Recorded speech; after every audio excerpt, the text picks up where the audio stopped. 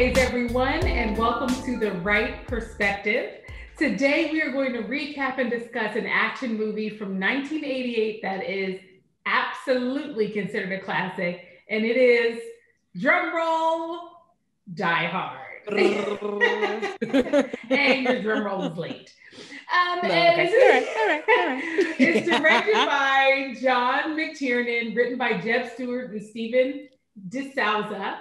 It stars, of course, Bruce Willis, Alan Rickman, Bonnie Bedelia, and it features the dad from Family Matters, Reginald VelJohnson. And it's some other familiar faces like Paul Gleason and William Atherton. And we're going to discuss, as usual, we'll talk about plot and direction, characters and acting, cinematography, sound, music. But first, we'll introduce ourselves and then we'll decide on the voting symbol that we're going to use to rate this movie. For those that are new to the Wright Perspective, we always choose a voting symbol that is inspired by the content we're reviewing. And so each episode, there's a unique voting symbol. But first, let's introduce ourselves. Kick us off, bro. Hi, I'm Aubrey Wright, and I'm the oldest. Hi, I'm Genia Wright, and I'm the middle. Hi, I'm Brittany Wright, and I'm the youngest. Y'all, okay, so it's time to pick a voting symbol, and I've got to say, normally my options that I bring to recommend are not great. No, this time, I think this is becoming a good part of our podcast, is because you have the worst ideas, and it's something but they're so bad that I look forward to them because not only are they so bad, but they're so good in your head. So the contrast between... This is a backhanded compliment. I don't know what's happening. This is a great part of the podcast. No, I feel like something's happening. This is an awesome part of the podcast. Yeah. And I've been waiting so long. I've been waiting these whole past 2 weeks to know what you are suggesting. So please, hit me with your suggestions. It's taken me a little while in my life to realize when people are complimenting me for being special, for what they're actually doing is belittling me. And I'm pretty sure this is one of those moments. Nope. I think. I said exactly what it is. I truly look forward to hearing your ideas. I came up with 4 options. And I feel so confident about them. I'm so excited. I feel so confident about them that I feel like one or both of you is going to say, I have the same idea. Because that's how good they are. Okay.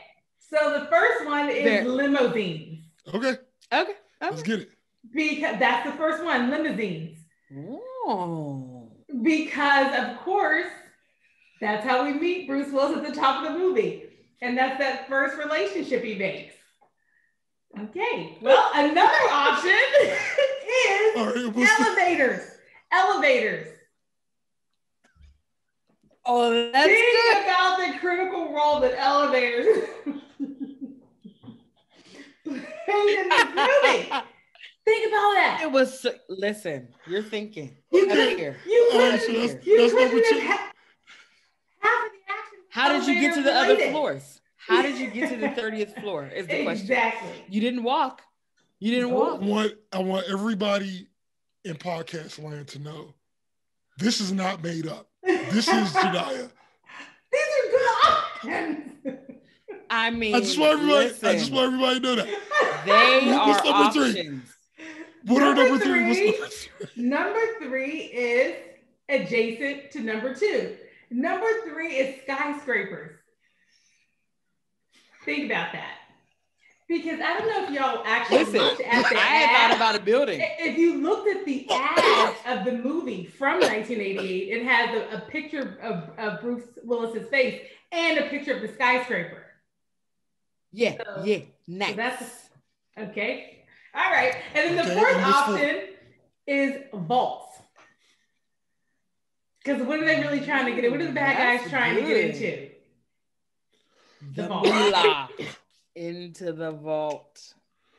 I like where your mind is. Thank you. Yes. Well, that's the great thing. Genia's ideas always have logic to them. That's what makes it like she will be able to explain to you the thought process. And that's why I love it. That's why I love it. That's all that matters. Oh, hate it. All right, so these are 4 great options. And Brittany, what are your suggestions? Mine, along the lines of Jania's, was a tall building. Listen, they was in that building the whole movie. Okay. And also a gun and a cokehead. But you're supposed to say crack rock. Every episode you listen. No. Because it wasn't crack rock in this one. You wasn't crack rock. He was a cokehead. Yeah, he was. So cocaine.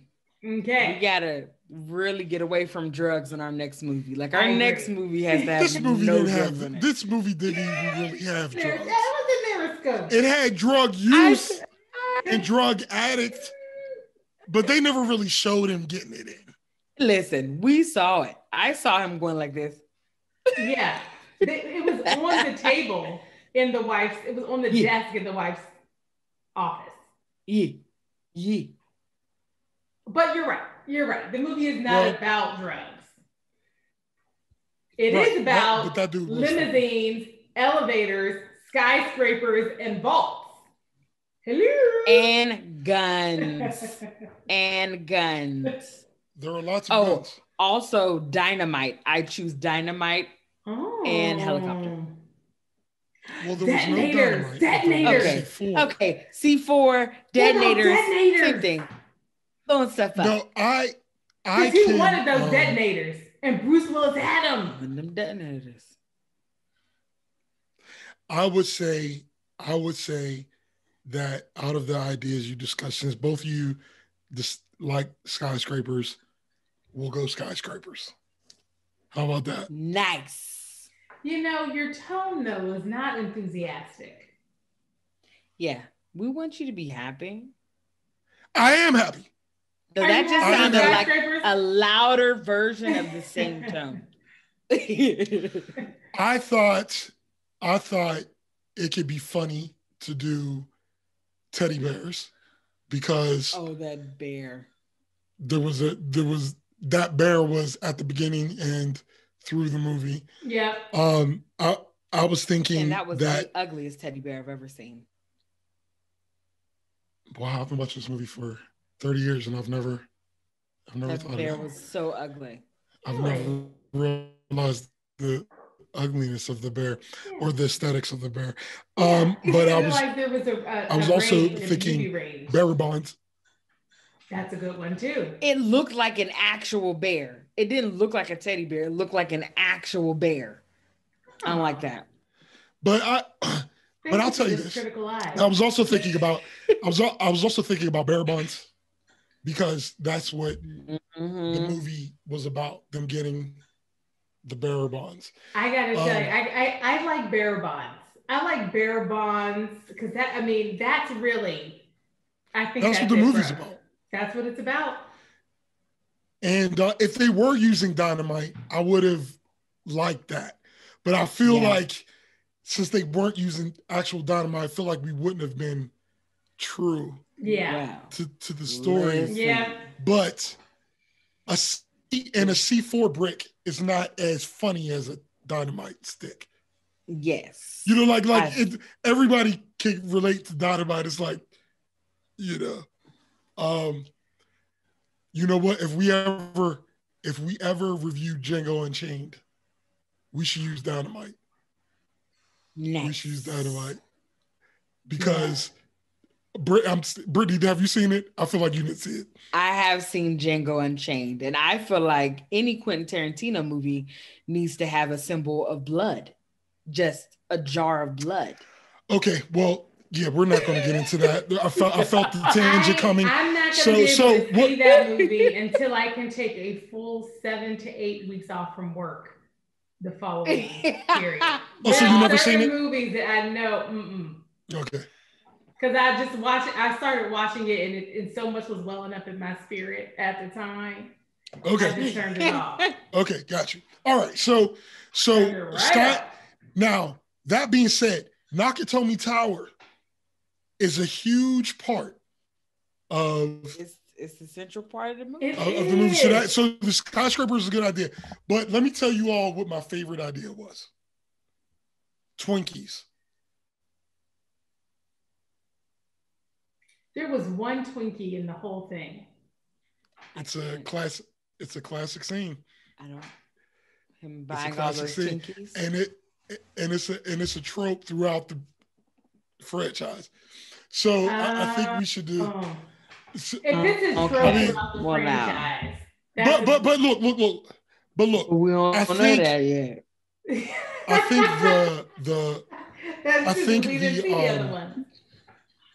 I think I think it's either Bear Bonds or Skyscrapers. I'm cool with either.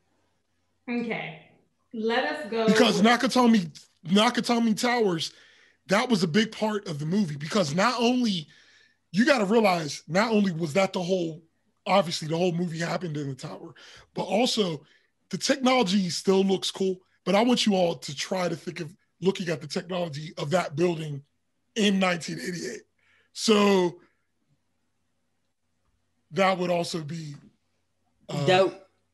I think either Bear Bonds or I think Brittany gets to pick. Pick it, Britt.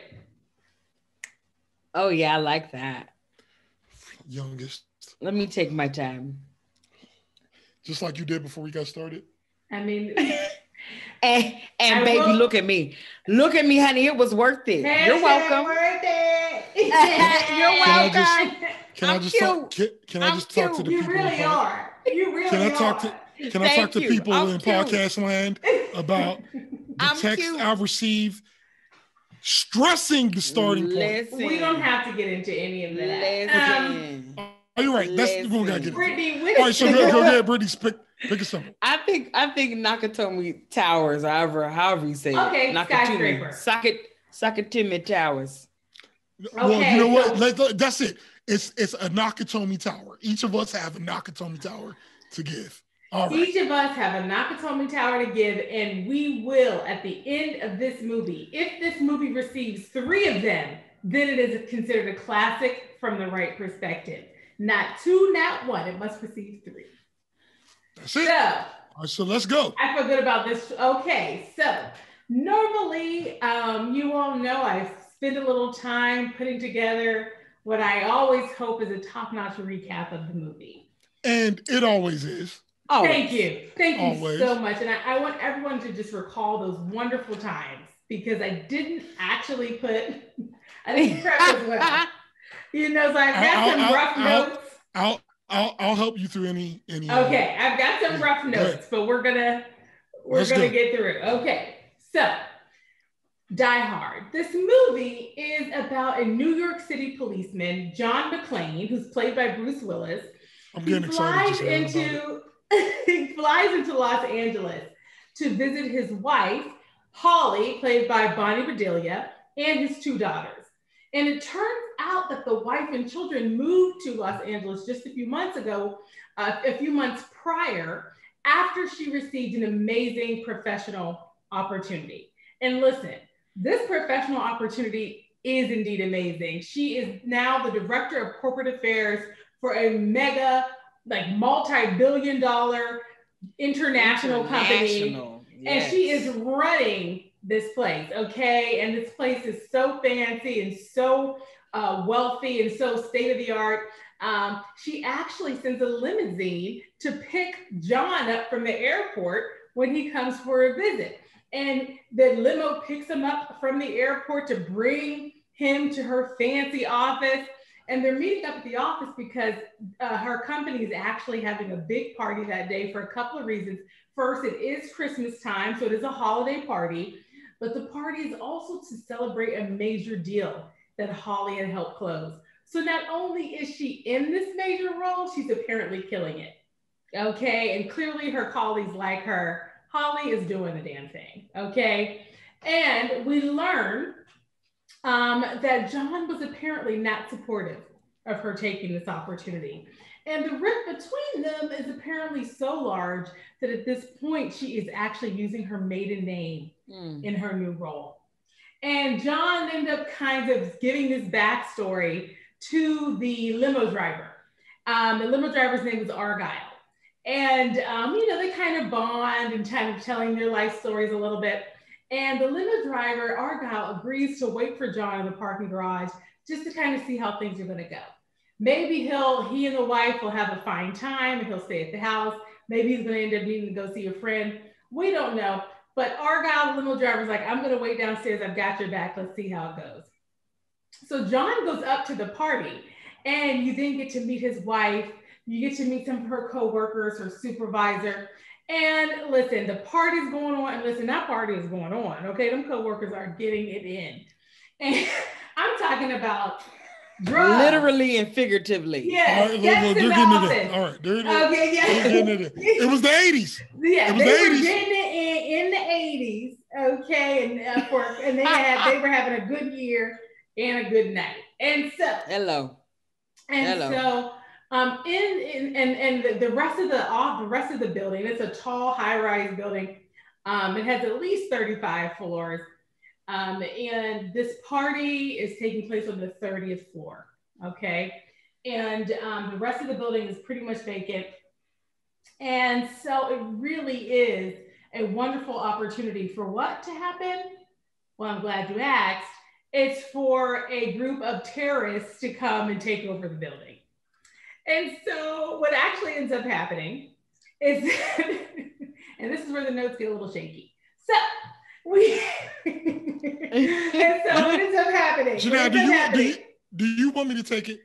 Take it, bro. Okay, listen. Take it. Listen, here we go, real quick. So at this point, the terrorists come in to take over.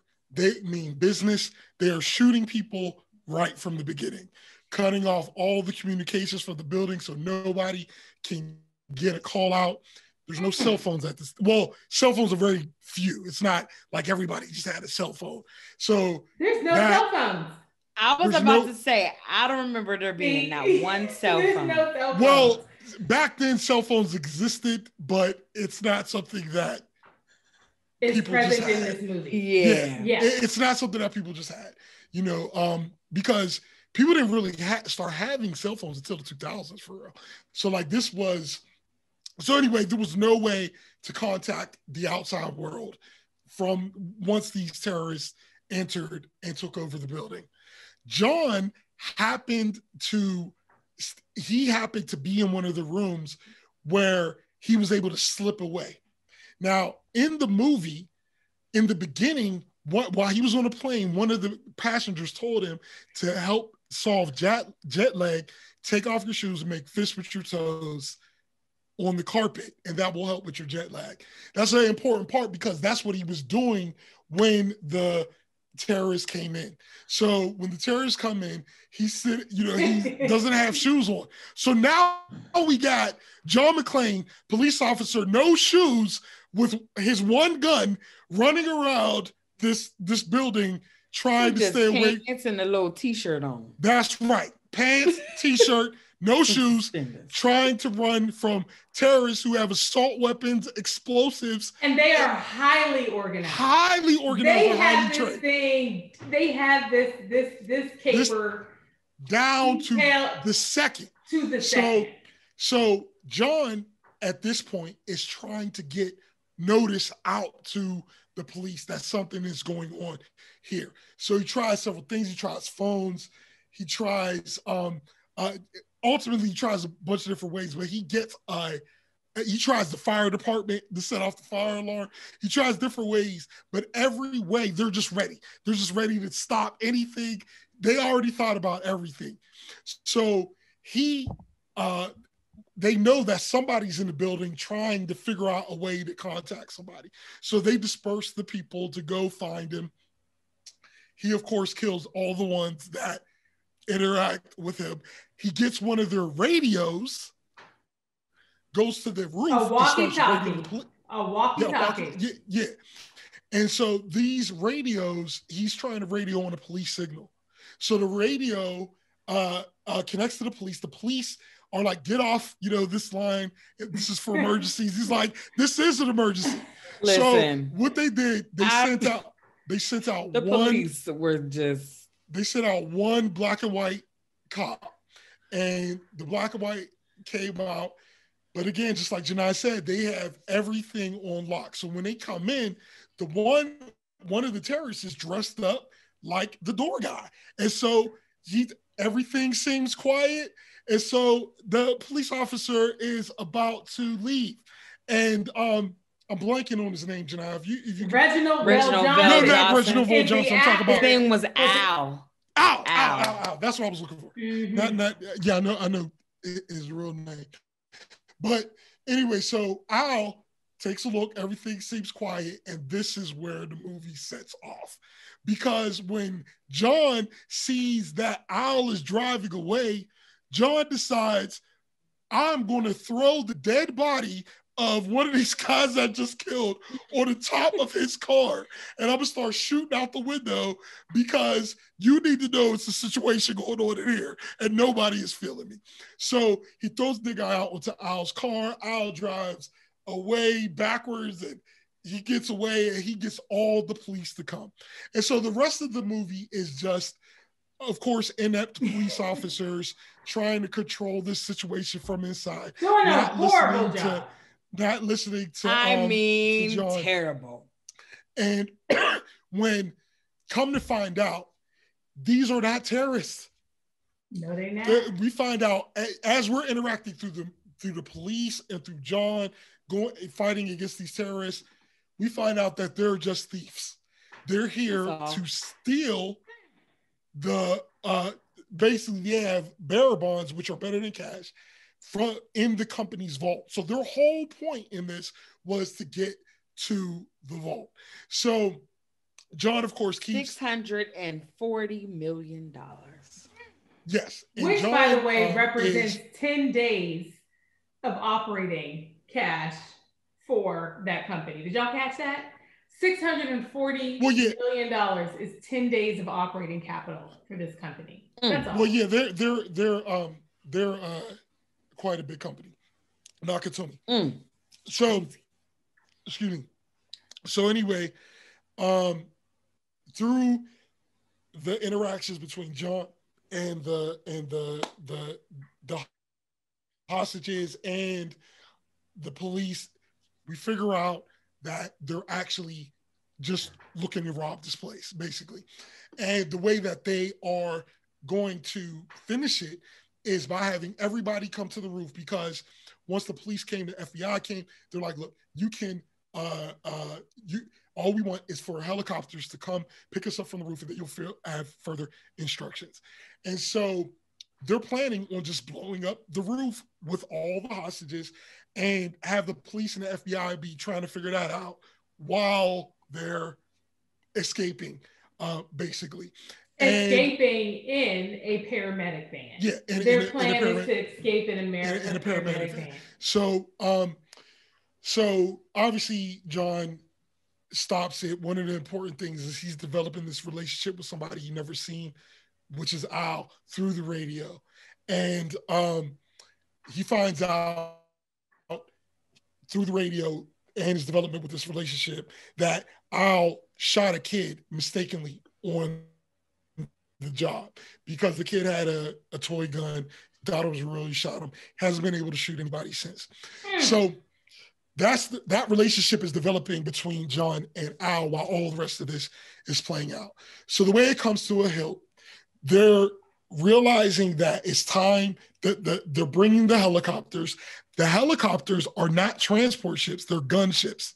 And because the FBI is just like, look, we're just going to shoot. We'll only lose about 25% of the hostages. We'll just shoot. When they said that, I wanted to go through the movie. Oh my goodness. And that was what they were supposed to do. They're supposed to make you mad like that. So they get up there. John makes it back up there and gets the hostages back off the roof. Okay, and through this time, he's killed a lot of the hostages. Not only that, he's of course taken a lot of beating himself because he wasn't killing the hostages. He was killing the bad guys. I said killing the hostages? You did. Yeah. Oh, my bad. No. My bad. Not killing hostages. No.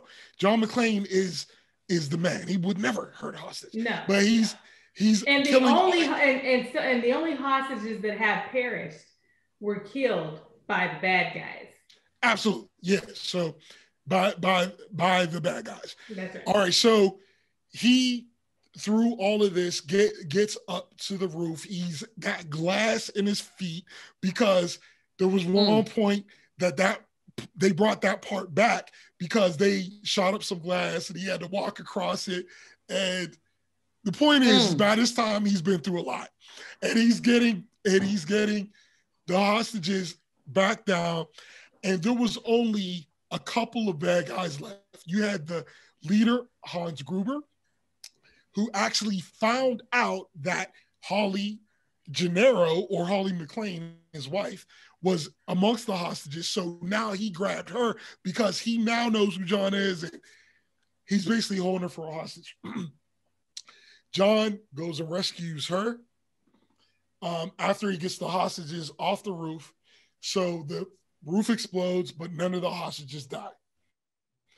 He kills Hans Gruber in one of the best scenes ever by having a heading gun behind his head. He shot the tape to his back with Christmas tape. With Christmas tape, Hans Gruber gets shot out of a window, but grabs Holly. 2 bullets. It's all he had left. 2 bullets. And it was boom, boom. And he hit them both. Hans Gruber was still alive, but he was holding Holly's wrist, and he was holding on to the Rolex watch that Nakatomi Towers actually gave her. And so he had to John McClane had to unhook the watch, and Hans Gruber falls to the ground off of Nakatomi Towers, which is one of the most iconic images in all of action movie history. So after this, they come downstairs. They're coming outside. He has Holly. The hostages are safe. The limo driver finally crashes through one of the barriers that they put down when they were locking down a building. So the limo driver is back outside to pick up Holly and John. And the limo driver played a key role in thwarting the efforts of the bad guys. He actually rammed into the paramedic truck that was supposed to be the getaway truck. Well, listen, I am doing my best. Bro, you killing it. Like you usually do. You killing it, but I'm gonna tell you right now, I can't leave all the points in that I. When have you done a review in 5 minutes? Bro, you killing it. No, I don't. You're missing the point. The point you are killing it. Is I could transcribe this movie point for point, and I could talk for the next 2 hours. So I'm doing my best to get down to the main points. But so at the end of the movie, and this is one of my because like they really set it up like this is the end.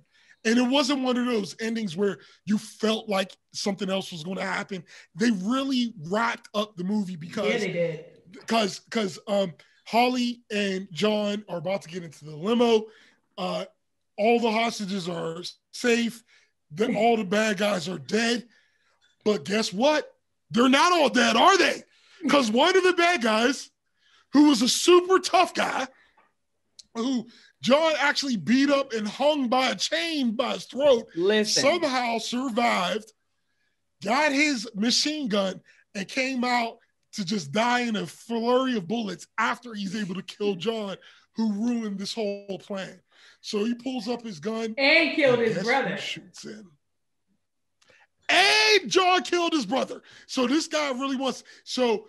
But guess who shoots the guy? Al. Al pulls out his revolver and puts that dude down. And that was the end of the movie. And I would just tell you, obviously, I'm a Gen Xer, so there's no such thing as a guy Gen Xer. who doesn't love Die Hard. So we already know where my brain is going. So I'm so wait. Can we all pause and celebrate this awesome recap Aubrey just did, y'all? Yes. Listen, bro. I was back in the movie.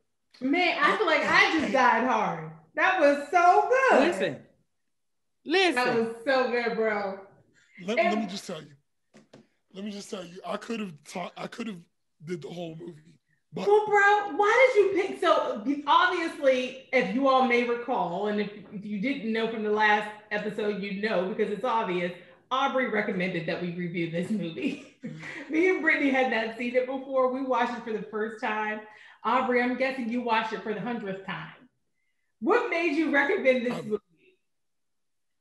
Well, let me tell you. Here's the thing. Die Hard changed action movies forever.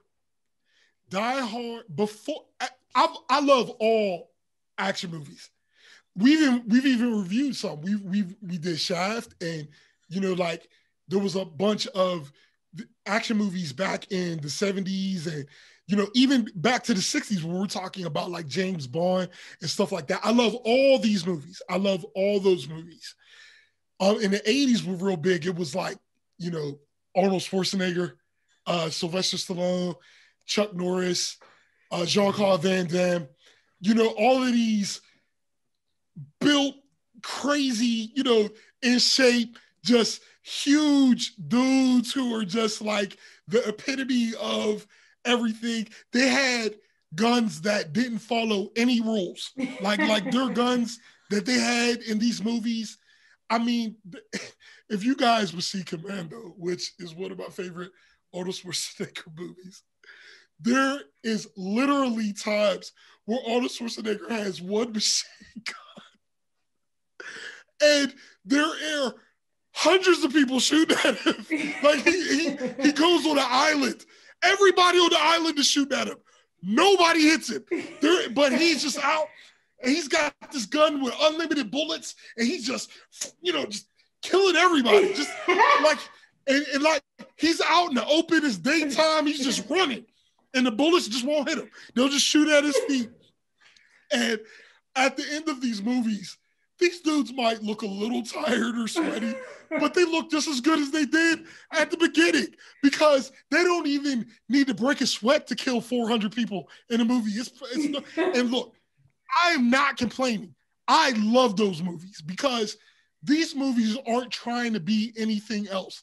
They're not saying we're making a realistic situation. It's like, look, we're having this crazy muscular guy get these guns. He's going to go out and shoot as many people in this movie as we can possibly put. And who even cares about the plot? Because who needs a plot? All we need is this guy shooting up a bunch of people, and the villain is always not an idiot, but they're just so stupid a lot of times. Even if they're smart, they make dumb mistakes and everything. And there's always a line, but the lines aren't as okay. I'll give you some of the same movie I'm talking about, Commando. There's one point where the guy he's fighting at the end, they're fighting in like this basement thing, and there's a bunch of pipes and stuff like that. One of the pipes during the fight broke, and so it's shooting off steam, and the pipe is broken, so it's sharp. And so Arnold Schwarzenegger throws him onto the pipe, and it went through him, and he was like, blow off some steam. It's so corny. It sounds like I wrote that movie. That's good. It's so corny, but we loved it. We loved it. Now, here's the thing. Die Hard introduced so many things into an action movie that I hadn't seen before.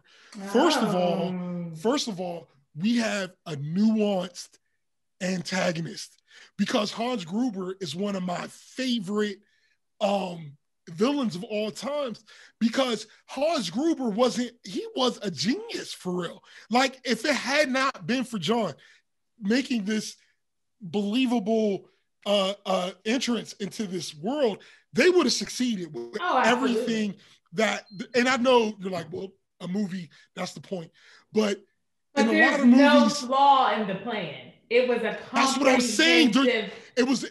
It was a very complex plan. That's right. And none of the pieces of the plan were just stupid. Like every piece was serious, and you could see why they would need every piece of this plan to go together. Like they didn't just have stuff in there just filling. And the other thing is they were so good that on some level you kind of liked Hans Gruber.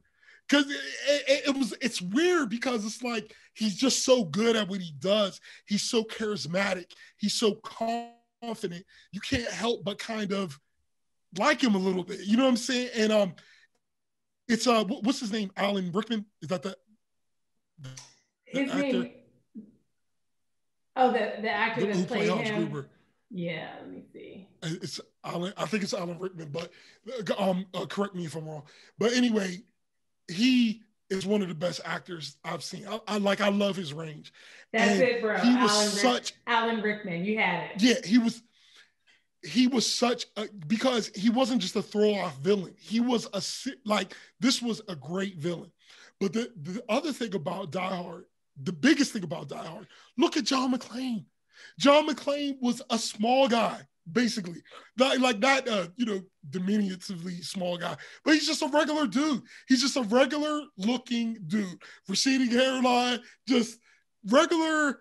Like if you saw him, you would if you saw like Arnold Schwarzenegger walking around, even if he wasn't famous, you'd be like, that is. Oh, you're into working out. Yeah, that's quite a human being right there. But you wouldn't think anything of. So it was the first action movie where you had this everyman get into the movie. The other thing is the rules that made, like if you see their guns would run out, and they would have to switch their clips. And so that brought a certain reality to the movie that I can't think of another movie that was like that. But at the end of Die Hard, Bruce Willis was jacked up. He had been through, like when you see him, he had been through everything, including everything. Listen, shot, feet cut up, beat up, bloody, choked, everything. And when we look at him fighting against these terrorists, starting off with one gun, barefoot, and a t-shirt, and he is taking these dudes out one by one, but he's not doing it easily. Every dude he takes out, he pays a price for it physically. And it was like he just barely won every time. And when it came time, for his catch line was, and we're normally pretty clean talking on this podcast, but I can't misquote this line because it is my favorite line out of all the lines in an action movie. But there's a point where he's talking back and forth to Hans Gruber, and Hans Gruber's, asked him if he's American, who just saw too many cowboy movies. And when he was on the walkie-talkie, he was like, "Yippee-ki-yay, motherfucker."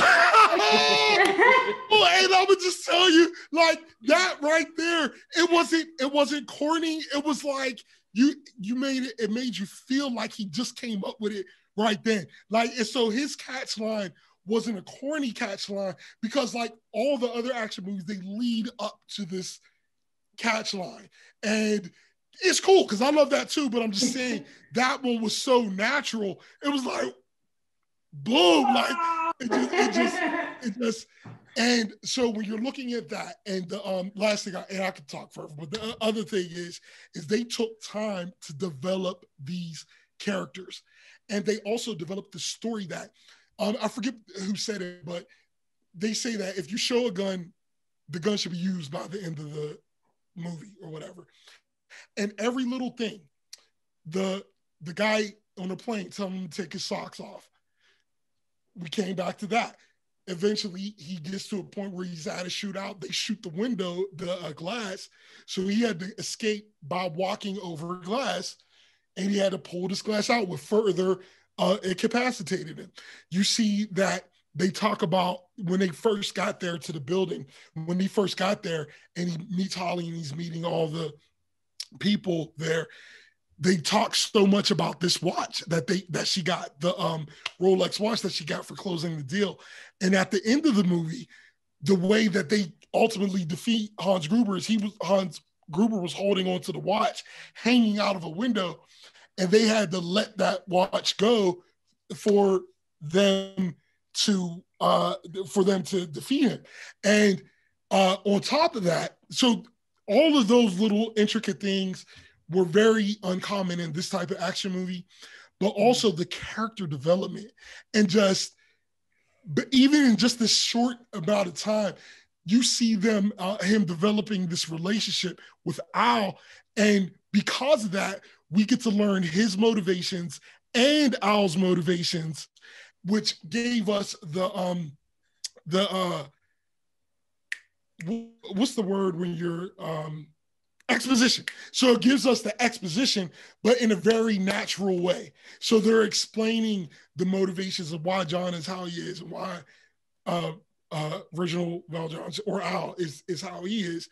And so that type of character development is usually absent in these types of movies. So this movie, if you look at action movies after and before, it was the linchpin to me action movie. So that's why I wanted you guys to see it. Wow. And just so you know, I just censor myself because I could talk for about 2 more hours, but I censor myself. Bro, I gotta tell you, I'm kind of like, I'm loving your enthusiasm about this movie. I'm loving your enthusiasm. You know, it's so good. It's so good. And you know, oh my God, and the action sequences. Oh man. And you're giving that context about how this movie shaped the action movie genre. That really adds some really important color, you know. I mean, it's like if we look now, we got movies coming out with who's the guy for Taken? Liam Neeson, Denzel Washington. You know, like these guys are doing action movies now, and I'm just saying, I don't think that would have been well. I'm sure somebody would have did it at some point, but Die Hard was the beginning of that because that was the movie where he didn't fit the typical action movie, you know, anything, the characteristics, and that allows for such interesting characters when. Anyway, so yes, it was very, very. And bro, it's so interesting. So, you know, obviously, like the context of what action movies were like before, you know, the late 80s. I didn't have that context really coming into this viewing. And part of what I enjoyed so much about the movie was it's all those things you just named, bro, that made it unique in the genre at the time. I loved that they found these ways for us to very organically get to know the backstories. Wasn't forced, you know, it was truly through relationship that we were able to get a sense of how people were feeling about each other and why they were showing up the way they were. And even there was just really even strong acting. I think about that first moment where we saw John and Holly make eye contact. In one scene of just the two of them looking at each other, you got the whole gist. You knew that they loved each other, but really were having a disconnect. We knew that they both were in the process of hanging on and trying to let go. You felt the pain. You felt the torture of the strain between them in just one beat. In one beat, they gave us all of that, you know. And then you had these wonderful other kinds of characters that popped up that, you know, if you were to kind of probably look at the total script and the number of words that these particular characters said, it might not even have been much. I think about like the cab driver, the limo driver, Argyle. Listen, this guy was just a fun character at the top of the movie, okay? And we got to watch him be in the building where all this chaos was happening and be completely oblivious to it because he was in the basement having a good time. Is bliss. Ignorance is bliss. Having a good time. But even as he was waiting in the basement, even though we had only a car ride with John, you felt like they were kindred spirits and they really had created a relationship. And you felt like it was the beginning of something. You felt like John and Argyle were going to stay in touch and we're going to be friends. And it was the same thing with that Al character. The way that they allowed the complexity of that. And let me just say Reginald VelJohnson, okay? Because I already like you, Reginald VelJohnson, okay? Already. Because you're the dad from Family Matters. But now seeing you in this movie, I'm like, this man, and listen, I'm not downplaying the Family Matters role because they showed a lot of nuance in those family situations. And so we did get to see the fullness of a father and a husband and all that. So I'm not downplaying that. But I am just gonna say, with the limited amount of screen time and lines that he had in this movie, the way that he showed up in nuance, this was just great acting. It really, truly was. It was great writing and great acting. And those were the pieces to me that made it a really great action movie. And nowadays, when I see an action movie that doesn't have, but I expect that. I expect an action movie to make an attempt to give me a story. I expect an action movie to make an attempt to make the hero character relatable. And when they don't do that in a way that I feel is a genuine effort, I resent the movie. Because I was thinking about why I like this movie so much more than I like the John Wick series. Do y'all know that series? There's a movie series, John Wick, with Keanu Reeves. And listen, bro, when you were describing the action movies before Die Hard, that's kind of how John Wick is in a lot of ways. It's one of those movies that is so much about the dynamic visuals of the fight that they make these pithy attempts to put a little backstory in so you understand a little bit of resentment and anger, but they don't care about that, and I just it's interesting that you said that because Brittany, have you seen John Wick as well? No. Mm-mm. Okay.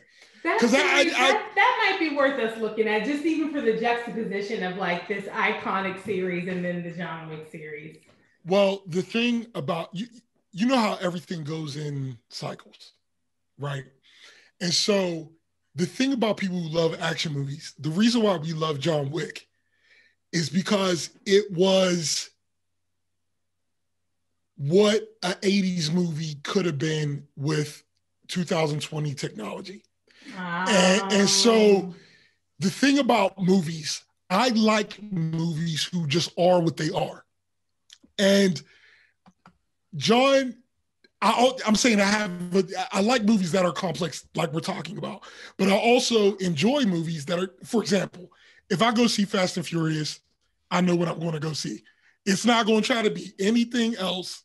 Exactly. But Fast and Furious, okay? It's not going to be anything else but Fast and Furious. But John Wick is in that type of movie that, no, this is about John Wick. They killed his dog, so everybody's dying. Yeah. And so I'm just saying. That's the basis of the movie. Oh, that's the basis of the movie. That's really, well, first that it's is a the basis loved one. Of the movie. First it's a loved one, then it's a dog. But sis, what did you think of this movie? What did you think? I just Aubrey have done some. Go ahead, bro. I just want to wrap up and say, so I think that's why this movie, John Wick, worked right now, because it was kind of a revisit to, I don't got to think real hard. I don't need all of that. So I think that's what it is. But anyway, don't get me wrong. What did you think? I watched all the John Wick movies. I was just saying. Oh yeah. What did you think, Britt? What did you think about Die Hard? I did really I'm so excited.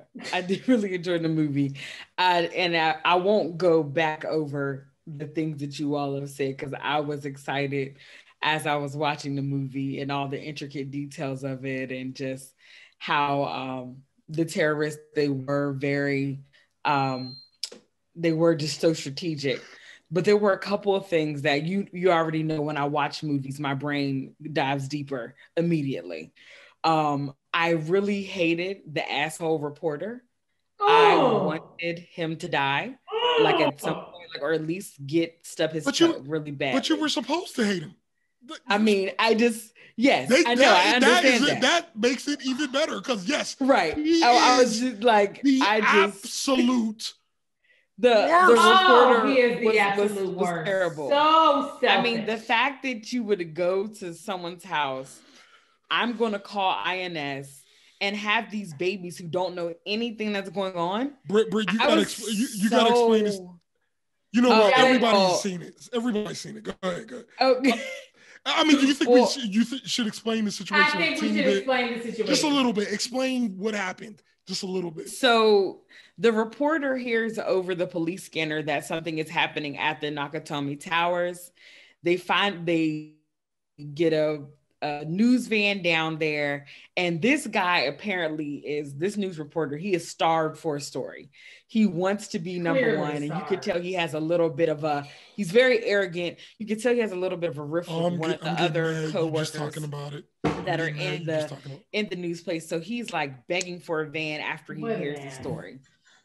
He goes down there, and then eventually, because they're listening over the police scanner and all these different things, they find out that John McClane is there, and they find out that he is. So they go and they find out everything about him, right down to the address of where his wife is currently living. With their children. He leaves and goes to this home and knocks on the door, and the children are with their babysitter. They're with the nanny, the maid, and she is a Latinx woman. And she's like, no, you're not allowed in here. Like, no, please leave. Those type of things. He pushes all his coworkers away, and he comes to the door and he whispers to her, I can have INS down here in a minute. So basically blackmails her, and then comes into the house. And what he wants to do is interview the children. And then he asked, I can't remember the exact question, but it's something along the lines of like, what would you say to your dad if he could hear you right now? And the kids were like, come home. This is now him not even knowing the whole backstory, right? Like, I haven't seen my dad in months. Is he coming home? I don't know. And now all of a sudden, and these kids are little. They're little. They're little. Okay, they're like 4 or 3 or something. I don't even. And the fact that he did that on the news is what made Hans Gruber be able to know who John was. He gave up. And that his wife was amongst the hostages. He wouldn't even have known that. He wouldn't even have known. He would have never known. And here's the other part of it as well. But the beautiful bow tie, the beautiful bow that tied that all up, was that at the end, that reporter was in John and his wife's face. Let me tell you something. He got up in John and Holly's face. Holly did what any other sensible, loving mother would do. She knocked him out. I said, I know that's right. I would have done a little more than that. Brittany, and then his tagline though was, "Did you get that?" And so anytime something happened on camera, go ahead, bro. No, I'm just saying, Brittany, I'm just so glad you brought that up, because this movie at the end, it had so many of those great top off moments, and that was one of them. And I felt like that was important for us to bring in, because that was so satisfying to see. It was so good. It felt so good to see. It felt so good. The other thing that I did notice, just what greed and arrogance can do to you. Ooh. And just that's so even you have deeper. That's even deeper. Not the sergeant, because Al was a sergeant. Mm-hmm. What was the police officer that's over the sergeant? Whatever that title is. Yeah, that guy was. I forget. Captain. Is it captain or something? So he comes in, and like Al has been on the scene since everything has started.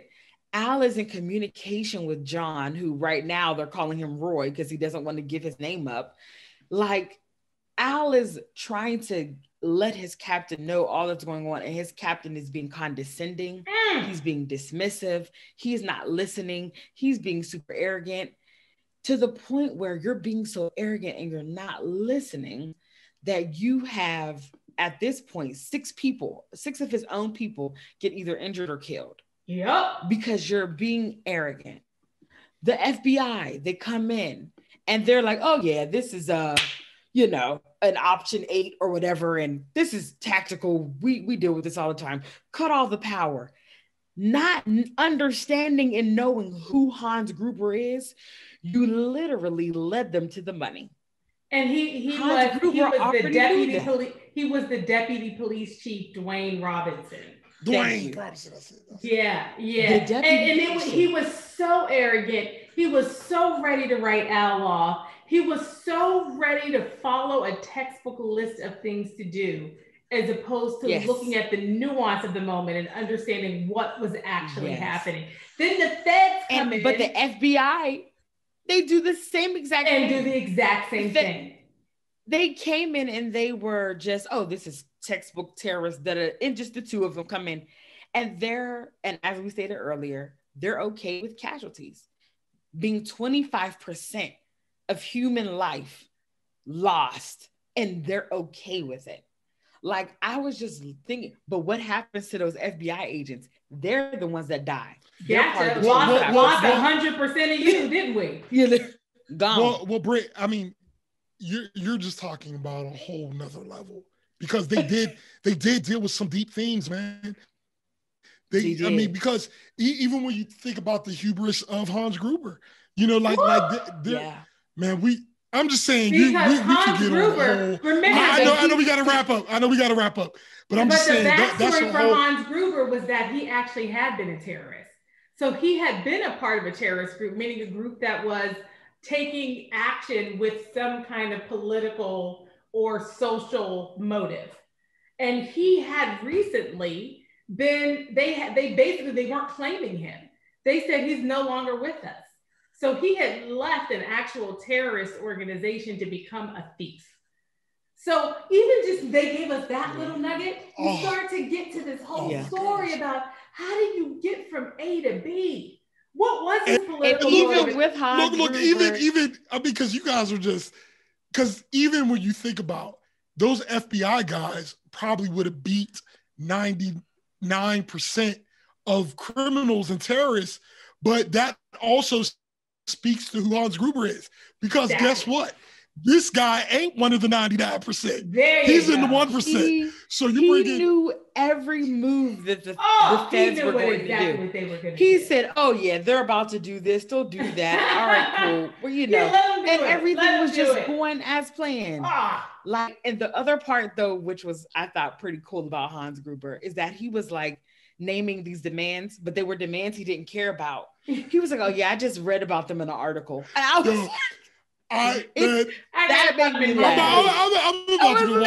I'm literally, because I know we got to vote right now, but I'm about to go watch it again. Like, Brittany just got me hyped. I'm about to go watch it again because that's one of my favorite parts. Bro, I have to ask you a question about the Black representation in this movie. Because let me just say, I didn't expect it to be so pleasing for me.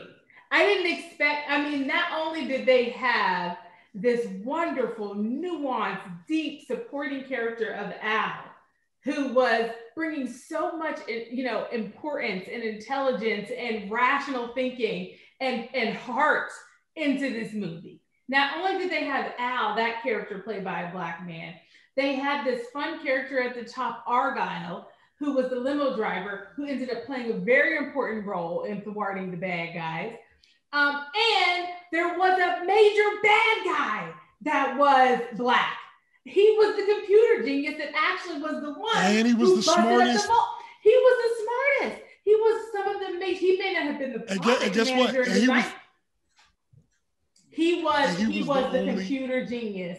He was the one that actually broke into the vaults. Okay, let the record show. And he was the only one who survived. He was the only bad guy that survived. And I always thought it would be Argyle did just punch him. That was it. I always thought it would be really cool if they did a sequel where he escaped prison and like he's all hardened and stuff and he wants to get John. I thought that would be a really cool. At the time, sis, one thing that you did mention about the nuance of Al, I will say that it is a timely story of Al being in defense of police officers. You know, right now there's just a lot of tension in the country, and there's always been tension, right? But the pandemic and things like that have highlighted certain things. And to hear Al say, I just didn't see it. I was confused and everything was happening so fast. Like, to hear him say that he would make this decision and it turned out to be the wrong decision and it harmed a child. Yeah, he it's something about that story that I believe would resonate with many police officers in real life, that making these decisions, and sometimes you're trying to move so quickly, and of course we know that that's nuanced, but I just appreciated him saying that part, because it brought a different level to police officers at large. And then also the other part of this movie that again is timely for now, these two men who didn't know what each other looked like. They had no idea who the other one was, but they knew they had a common goal, which was to save all the people on the 30th floor. Well, yeah, and this person became his brother. Like, this person became his friend. They just embraced each other as if they had been knowing each other for years. And for one to be Black and for one to be white, just showing that unity. Well, I think that common goal. I think that is right there is the best way to answer your question, Janai, even for me, because the thing I love about movies like this is that there were just people in the movie, and they didn't upplay or downplay anything. Because, like, if you look at Argyle, for example, he was one type of dude, but it wasn't him being some type of, show or whatever. He was just being him. And you could totally see somebody acting exactly like him in that circumstance. And so the fact that they had Black people in prominent positions, but they didn't even reference it. It wasn't even they were just Black people. He wasn't the Black guy. No moment. Yeah, it wasn't like, as a Black man, my experience is there was nothing. There wasn't even. They didn't even shove in a little Black joke. No, like a lot of movies do at some point. But bro, my question is how did that representation compare to the other action movies of the time? When you were talking about the evolution of the genre and like what things were like before, how because I mean, was I right to just be impressed that they had taken the steps to cast Black men in 3 very different roles in one movie? I will say that I think it speaks to the movie a lot that there were even Black extras in the company. I think it speaks to the movie a lot that I've never even thought about that, which is the point. Exactly. But I would really have to, because honestly, like I'm thinking about. What about the ones you were just naming? Like, what was it, Commando? I'm running through those now, and like I'm thinking about like Predator, which was another huge Arnold Schwarzenegger. But one of the big actors in Predator was the same guy. What's the guy who plays Action Jackson? What's his name? If you Google that real quick. But Charles Weather. I was about to say, I'm Googling it. The one who was in Rocky too. God, I feel so bad for blanking on this name. He was Action Jackson, but him. Action Jackson. Carl Weathers. No. Carl Weathers. Okay, I feel so bad, but the point. So there were prominent Black action stars. Okay, but I feel like that. But I feel like that question would deserve a more. I've never thought about it. I feel like that's a good question that I would like to give a more like nuanced answer. Because I would like, because that might be another way. That might be another way. Absolutely, I would like to understand how that, the extent to which that contributes to the legacy of the movie. You know, at a minimum, it is even unique now that those characters didn't have to name their Blackness to be relevant. So that even now, that's unique. And so I can't help but think that was an innovation at the time, and that was groundbreaking. Man, I'm definitely going to. That you're talking about, I would bet that it was. That was good. All right, we got to vote. Let's vote. I mean, I know everybody. Aubrey, Brittany, does Die Hard get your what? Nakatomi Tower. Does it get your tower? Of course, I wish I had another tower to give that because it deserves more. I'm still in all people's towers, and I'm giving it 3. Yeah. It gets my tower for sure. For sure. I will just say, though, I always struggle a little bit whenever I'm watching a movie and I find myself yelling things like, kill him! Kill him! Because I don't want that in my spirit. I don't want to be pro-violence. But sometimes people need to die.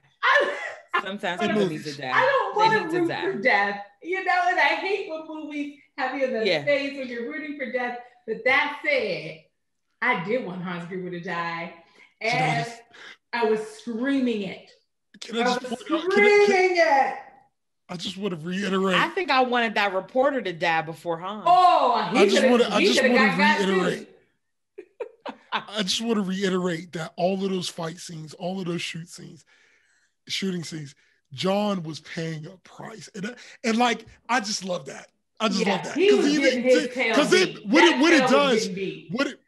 what it does is it evokes the emotion that Janai is talking about, because it gets you so into it because he's not just beating everybody up. So it gives you that tension. He's going to win, but they're making it so hard for him that it just draws you in. Because they start off at the top with the unnecessary killing.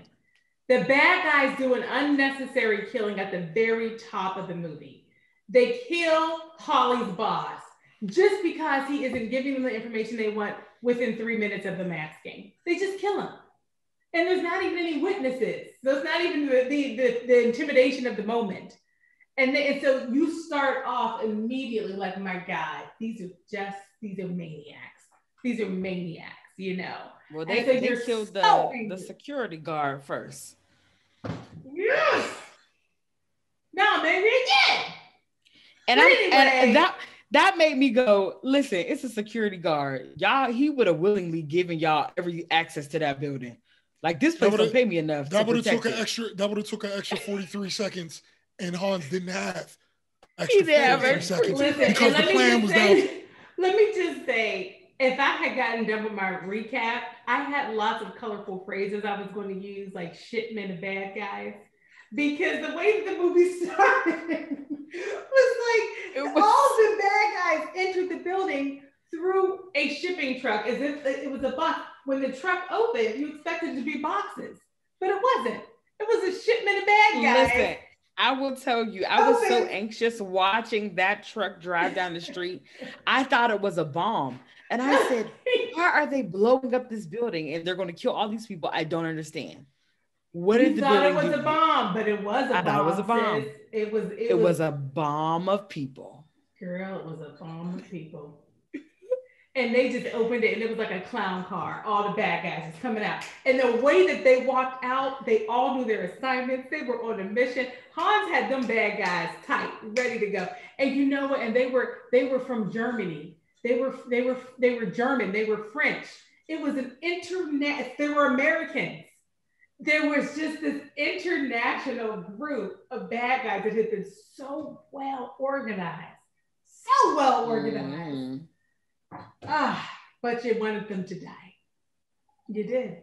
But anyway, yes, it gets my Tower, with the asterisk that all movies get that make me want to kill people. That's worth saying, because I don't want to be this person.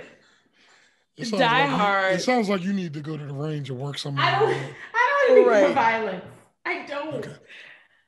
Die Hard absolutely. And I think about all these little boys watching this movie in the 80s. I just Janiyah, pause. Let Brittany go. All these little boys watching this violent movie. And we are just fine.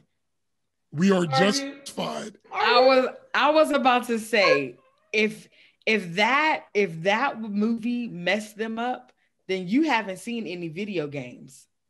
You haven't seen. We're not. Let's not even compounding over generations of the socializing, normalizing the violence. This is what I'm talking about. Look, okay. Can Brittany just vote, please, before? I'm the one. Absolutely gets my. You two are the ones who told me that we got to stay on track on this podcast, and I'm the only one trying. I know you ain't. I know he didn't. He did not. That's what happened. I'm sure he didn't, sis. No. I'm sure we're misunderstanding. No, he didn't. No, he did not. No, he did not. No, he didn't. No, he did not. No, he didn't. Janiyah, can you under me put #Big Brother Life? And that is something that I'll let you know where you need to put that on. And I'm not going to. Well, thank you everyone for joining us. You know what? You should totally put it. And then when you say I'm not going to, put like one of those red boxes with a line through it over top of it. Oh man. Oh, messing with Aubrey is fun. Okay, so thank you all for joining us. This has been. Brittany didn't vote. Yes, you did. I did. Oh, you voted? Okay. Oh, but you probably didn't hear me. I said against my Nakatomi Tower. So yes, so this movie has 3 towers. It is a classic from the Wright Perspective. And what is our next one? Did we just say that? It's going to be the new year. We need something that represents some sort of newness or something. What you got, bro? I think we should do Coming to America because the sequel is about to get released. So I think it's actually going to get released soon. So it'd be cool to.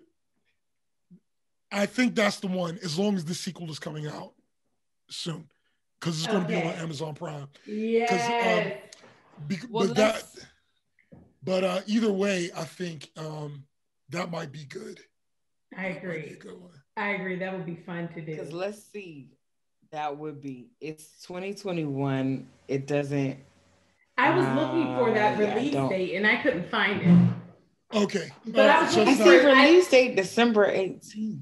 Yeah, I wasn't looking aggressively. But you know, another option that we had talked about. Go ahead, bro. Go ahead. Oh, another option that we had talked about, which really, because bro, remember when you were talking about us really kind of like mapping the different genres that we cover, you know? Mm-hmm. And there's one that came to mind in that conversation. We were talking about that Whoopi Goldberg movie, Eddie. And to me, there's something about that movie that just seems a little different from everything else we've reviewed. You know, it's a comedy, but I don't know. It just seems like my memory of it, which is shaky, by the way, is that it was just like a quirky kind of like comedy. It was a great movie. Oh, it's one of my favorites. Okay. But I will tell you, Coming to America 2 is coming out March. So okay. We got a little time. We got a little time with that. But one of you, I can't remember which one. Never Ending Story. One of you suggested that. I think that's it.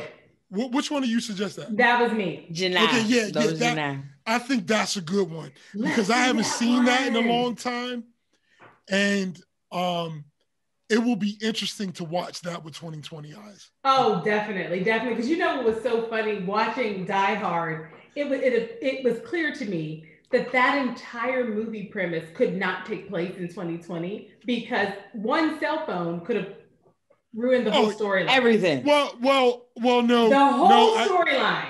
I'm gonna tell you why I wouldn't. Because Hans Gruber would have had a cell phone jammer. Okay.